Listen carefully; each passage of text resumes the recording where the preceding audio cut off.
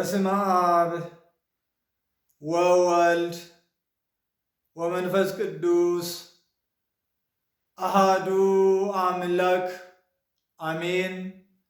የተወደዳችሁ የእግዚአብሔር ቤተሰቦች በዓለም ዙሪያ የምትገኙ የማይቶት ሚዲያ ተከታታዮች እንደምን ከረማችሁ? ልዑለ ባሕርይ እግዚአብሔር አምላካችን ስሙ ዛሬም ዘወትርም የተመሰገነ ይሁን። የእናቱ የእናታችን የቅድስተ ቅዱሳን የድንግል ማርያም የቅዱሳን ባለሟል አገልጋዮቹ ሁሉ ስም በሁላችንም አንደበት የከበረ የተመሰገነ ይሁን። እንደ እግዚአብሔር አምላካችን ቅዱስ ፈቃድ የምንማማርበት የትምህርታችን ርዕስ የሚሆነው 3 ዳስ እንሥራ የሚል ይሆናል። የማቴዎስ ወንጌል ምዕራፍ 17 ከቁጥር 4 ላይ የምናገኘው የእግዚአብሔር ቃል ነው። ቅዱስ ጴጥሮስ ጌታችን አምላካችን መድኃኒታችን ኢየሱስ ክርስቶስ በደብረ ታቦር ምስጢር ባሳያቸው ጊዜ የተናገረው ቃል ነው። ጌታችን አምላካችን መድኃኒታችን ኢየሱስ ክርስቶስ በፊልጵስዩስ ቂሳርያ ሐዋርያትን ሰዎች ማን ይሉኛል ብሎ ከጠየቃቸው በኋላ ወደ ረጅም ተራራ 3ቱን ሐዋርያት ይዞ ወጥቷል። እነዚህም ጴጥሮስ፣ ያዕቆብና ወንድሙ ዮሐንስ ናቸው። መድኃኔ ዓለም ኢየሱስ ክርስቶስ 8ቱን በእግረ ደብር ትቶ እነዚህን 3ቱን አዕማደ ምስጢር የተባሉ ሐዋርያትን ይዟቸው ወደ ረጅሙ ተራራ ወጥቷል። የተራራው ስም ታቦር ይባላል። ደብረ ታቦር። ዛሬ የምናከብረው በዓላችንም ከዚሁ ጋር የተያያዘ ነው። በየዓመቱ ነሐሴ 13 ቀን የምናከብረው ከአበይት የጌታ በዓላት መካከል አንዱ ነው። ጌታችን አምላካችን መድኃኒታችን ኢየሱስ ክርስቶስ በታቦር ተራራ ላይ ለሐዋርያት ብርሃነ መለኮቱን የገለጠበት ምስጢር የገለጠበት የቤተ ክርስቲያንን አንድነት ያሳየበት መድኃኔ ዓለም ኢየሱስ ክርስቶስ በአብ ምስክርነት በራሱም ደግሞ ብርሃነ መለኮቱን ገላጭነት የነቢያት የሐዋርያት ብሉያትን የሰራ ወንጌልንም የሰራ እርሱ መሆኑን የገለጠበት በዓል ነው። በዚህ ተራራ ላይ እነዚህን 3ቱን ሐዋርያት ይዟቸው ከወጣ በኋላ በፊታቸው ተለወጠ ወተወለጠ ገጹ። ከፀሐይ 7 እጅ አበራ፣ ልብሱም እንደ በረዶ ሆነ። ከብርሃነ መለኮቱ መገለጥ የተነሳ ግርማ መለኮቱን በማሳየቱ ሐዋርያት ፈሩ፣ ደነገጡ።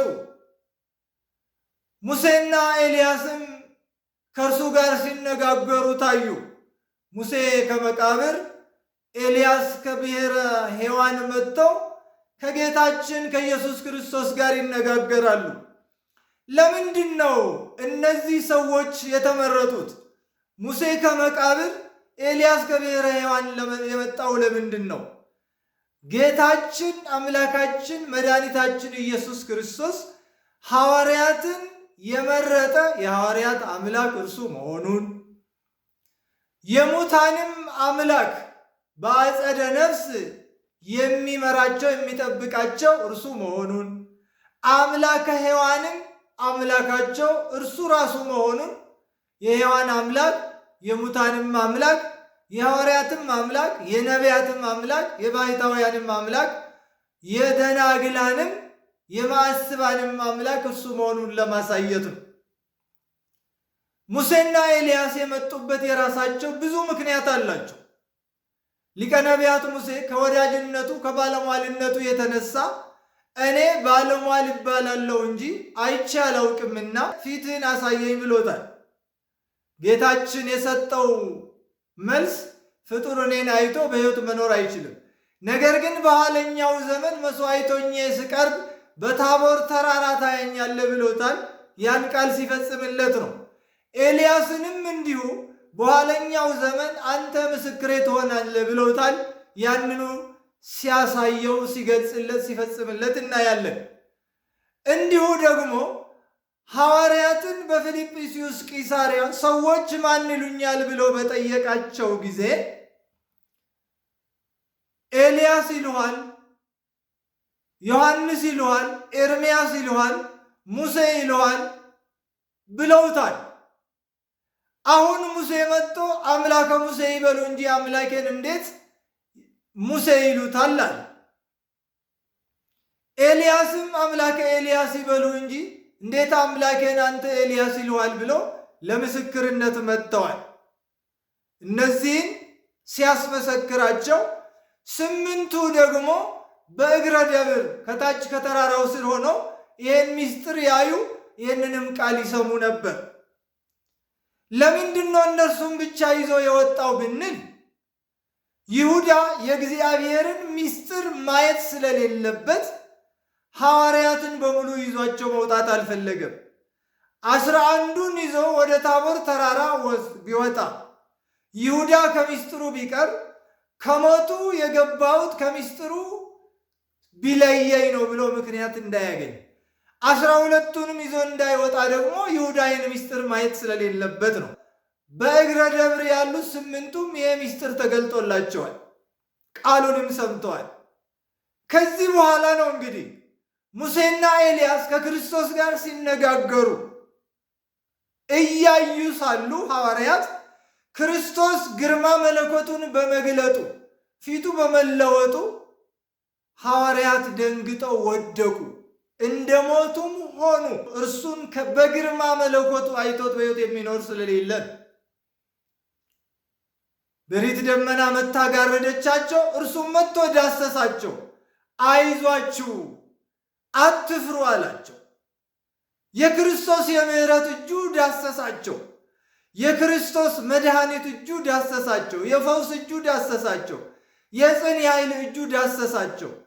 ፈርተው ደንግጠው እንደ ሞቱ ሆነው የወደቁት ሐዋርያት ተነሱ። ሲነሱ ሙሴና ኤልያስ የሉም። ሙሴም ከመቃብሩ ሄዷል። ኤልያስም ወደ ብሔረ ሕያዋን ተመልሷል። እርሱን ብቻ ነው ያገኙት። ነቢያቱ የሉ። ቅዱስ ጴጥሮስ እንዲህ አለ፣ ጌታ ሆይ በዚህ መኖር ለእኛ መልካም ነው።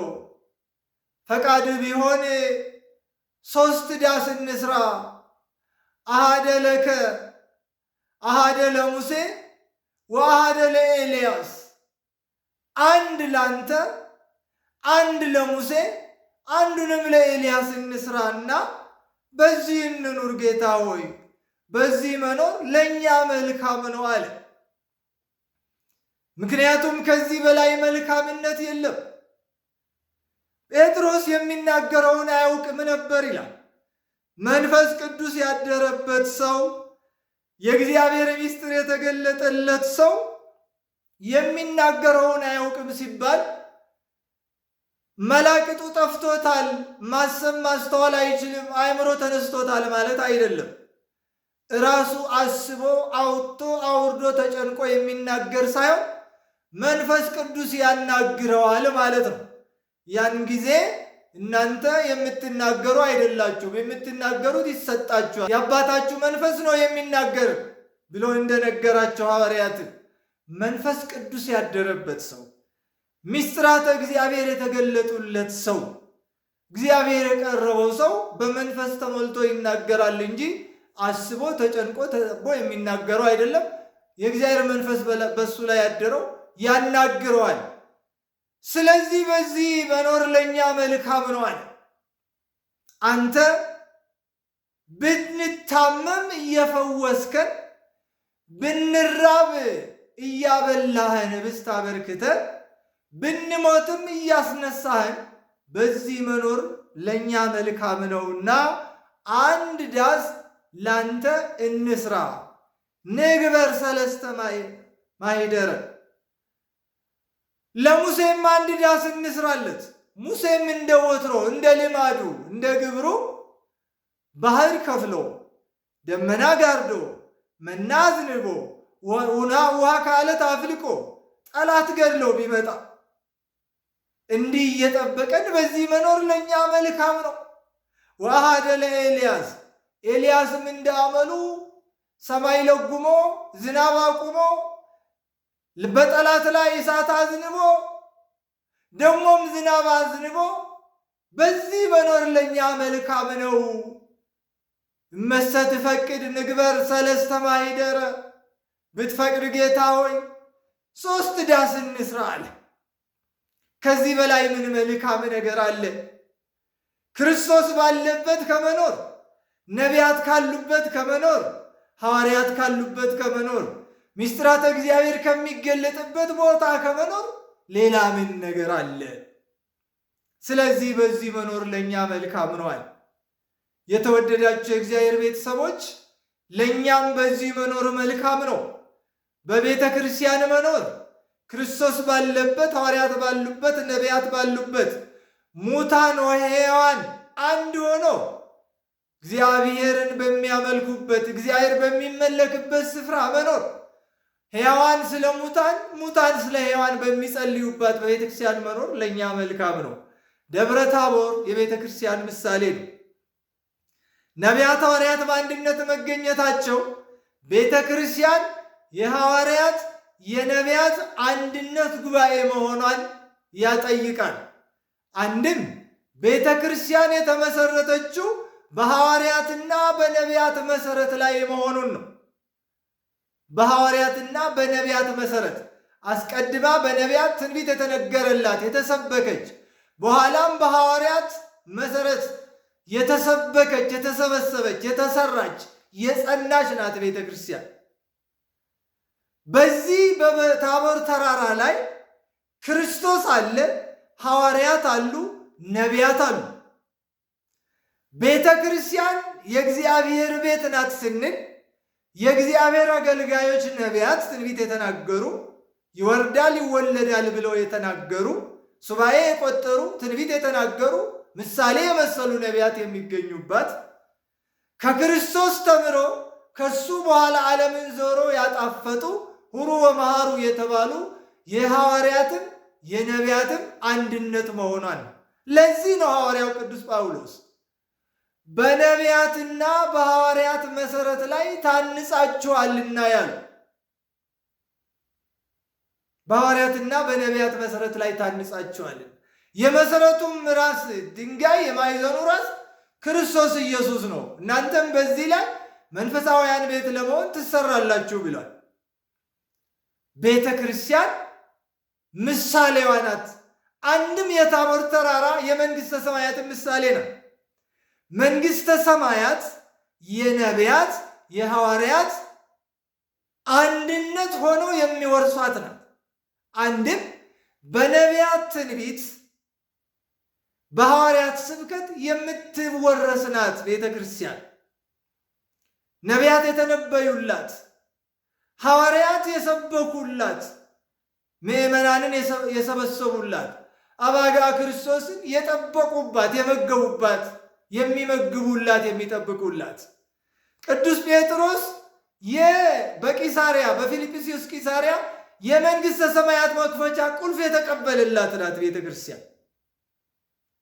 አንድም ቤተ ክርስቲያን የምትሰብከው በነቢያት የተነበየን የተነገረን የተሰበከን ብሉይን በሐዋርያት የተሰበከ ወንጌልን አጣምራ አስተባብራ ለምዕመናን ሰብካ ምዕመናንን በዚህ አሳምና ጠብቃ ለመንግሥተ ሰማያት እንድታበቃ መናገር ነው፣ ማጠየቅ ነው። ስለዚህ ደብረ ታቦር አንድም የቤተ ክርስቲያን ምሳሌ ነው፣ አንድም የመንግሥተ ሰማያት ምሳሌ። በነቢያት ትንቢት በተሰበከው ስብከት በሐዋርያት ወንጌል በተሰበከው ስብከት እንገባለንና፣ ስለዚህ እነዚህን እዚህ አምጥቶ አሳዩታል ጌታችን አምላካችን መድኃኒታችን ኢየሱስ ክርስቶስ። አብም በደመና ሆኖ መስክሯል። ዝንቱ ውእቱ ወልድየ ዘአፈቅር፣ የምወደው የማፈቅረው ልጄ ነው፣ ለመሥዋዕትም የመረጥኩት እርሱን ነው። ወሎቱ ስምዕዎ፣ እሞታለሁ እሰቀላለሁ ሲላቸው ሐሰለከ አትበሉት፣ ስሙት፣ ተቀበሉት። እሱ ካልሞተላችሁ፣ እሱ ካልተሰቀለላችሁ መንግሥተ ሰማያት አትገቡም፣ አትድኑም ብሎ አብ በደመና ሆኖ መስክሯል። ስለዚህ በታቦር ተራራ ላይ ክርስቶስ ብርሃነ መለኮቱን ገለጠ። አብ በደመና ሆኖ ተናገረ፣ ምስክርነትን ሰጠ። ነቢያት ከመቃብርና ከብሔረ ሕያዋን መጥተዋል። ሐዋርያት በአጸደ ሥጋ በዛ ተገኝተዋል። ቤተ ክርስቲያን የሙታንም የሕያዋንም የሐዋርያትም የነቢያትም የምእመናንም አንድነት ስብስብ የመላእክትም ጉባኤ ናት ቤተ ክርስቲያን። በዓላችን ዛሬ በደብረ ታቦር ተራራ ጌታ ብርሃነ መለኮቱን መግለጡን፣ ምስጢር ማሳየቱን፣ አምላክነቱን መግለጡን፣ በአብ በአባቱ ምስክርነትን ማሰማቱን፣ ነቢያትንና ሐዋርያትን ደግሞ በአንድነት ሰብስቦ እንዲተያዩ ማድረጉን የምንማርበት፣ የምንሰብክበት፣ የምንዘምርበት ነው። ስለዚህ የተወደዳቸው የእግዚአብሔር ሰዎች በደብረ ታቦር ተራራ ጌታችን ብርሃነ መለኮቱን መግለጡን እናስባለን፣ በዓሉን እናከብራለን። እንዲሁም ወላጆች ዛሬ በዚህ ነሐሴ 13 ቀን በዓሉን ሲያከብሩ በሜዳ ከብት ለሚያግዱ ለእረኞች በገጠሩ የኢትዮጵያ ክፍል ሙል ዳቦ ለእረኞች ይወስዳሉ። ይሄም ከዚሁ ታሪክ ጋር የተያያዘ